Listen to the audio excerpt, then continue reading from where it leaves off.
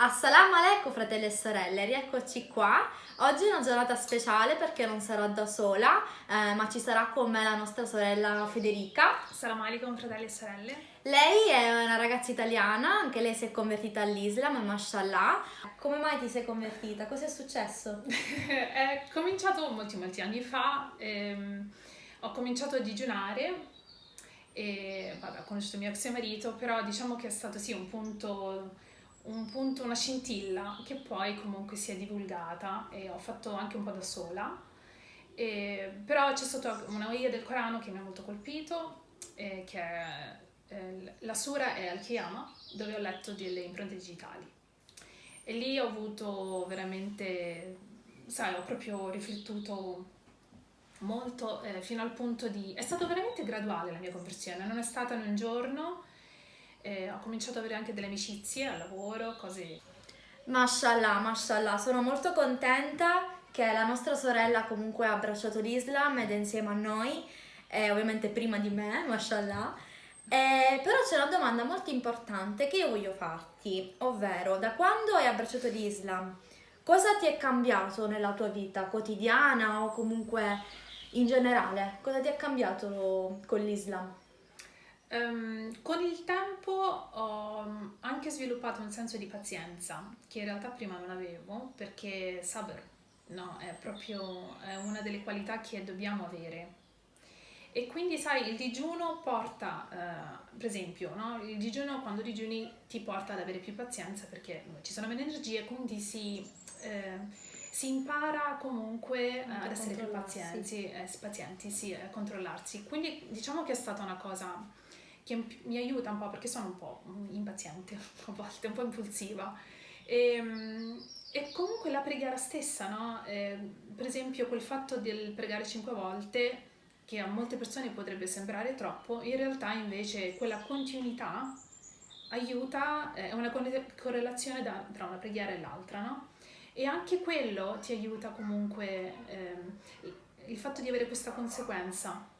Pregare una volta al giorno non credo sarebbe stato abbastanza per noi, perché noi esseri umani siamo un pochino anche pigri e ci dimentichiamo, quindi anche questo Va ha bene molto ricordare senso. Allah. Sì, sì. E quindi tutte queste cose che per me erano nuove, che ovviamente riflettendo sulla pazienza e comunque la preghiera, mi hanno cambiato, mi hanno reso comunque forse una molto più matura. Ovviamente ero più Mashallah. giovane, quindi ero immatura magari per la mia età. Però credo che sia stato proprio un momento buono anche convertirmi verso i 24-25 anni, proprio perché era un punto molto particolare, no? Per una ragazza, per una donna.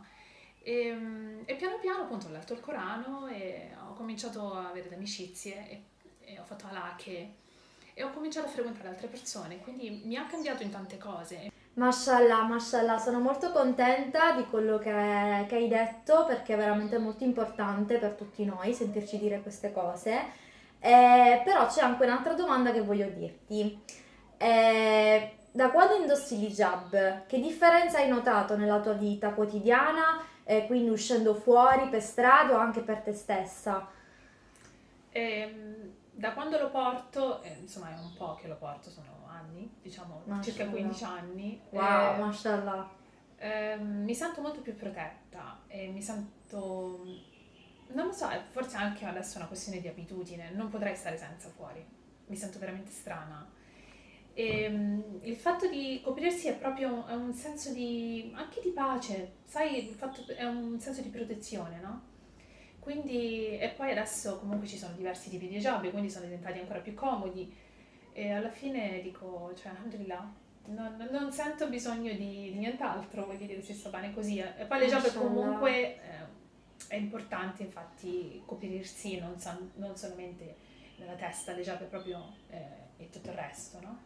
Quindi è proprio un senso di protezione che Allah ci ha consigliato. Sì.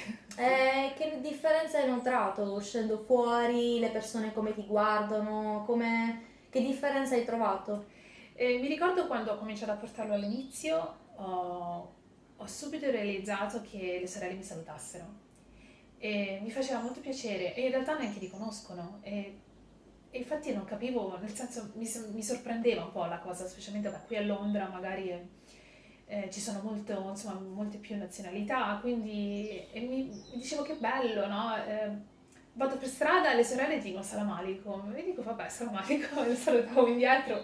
E ho cominciato ad avere questo senso anche di fratellanza, di sorellanza, insomma, con altre persone. E quindi anche questo mi ha un po' avvicinato, no? Quel senso di compassion, si dice in inglese, compassione, yes?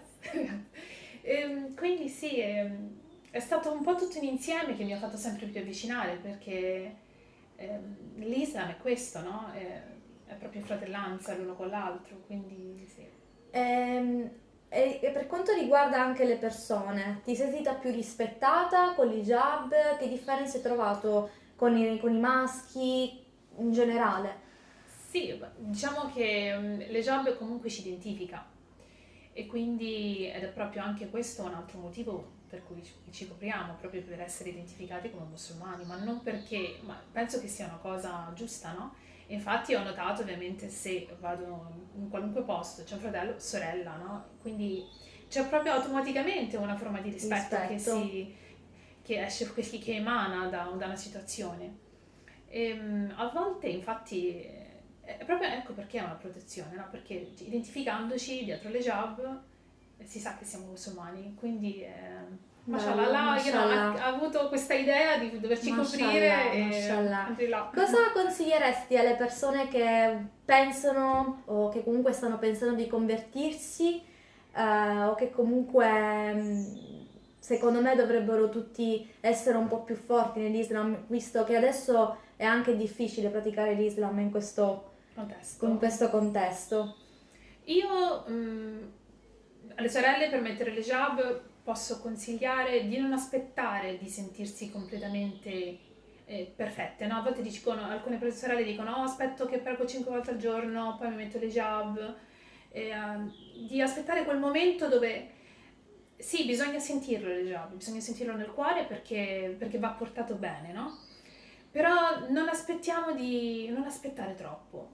Se hai capito il concetto dell'Islam in se stesso, l'hijab fa parte dell'Islam, fa parte perché la donna si deve coprire e quindi riflettere sul motivo per cui Allah ci chiede di coprirci e automaticamente poi viene la preghiera e poi viene tutto il resto. Non aspettare troppo, certo è difficile a volte perché anche il contesto in cui si vive, le nostre famiglie, il paese dove viviamo, ci sono Questo tanti fa motivi tanto.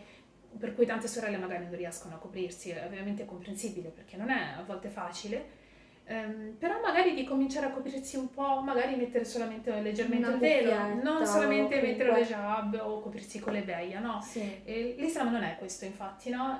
Allah sa quello che c'è nel nostro cuore e credo che sia importante fare piccoli passi, quindi consiglio veramente a tutti di piano piano, perché infatti piano piano si va lontano, di non affrettarsi troppo, di non cercare solamente di coprirsi magari tutto insieme e poi dopo ci si stanca, no? Perché Sì. se non lo capisci bene nel cuore, dopo un certo punto forse alcune sorelle lasciano, ed è successo purtroppo.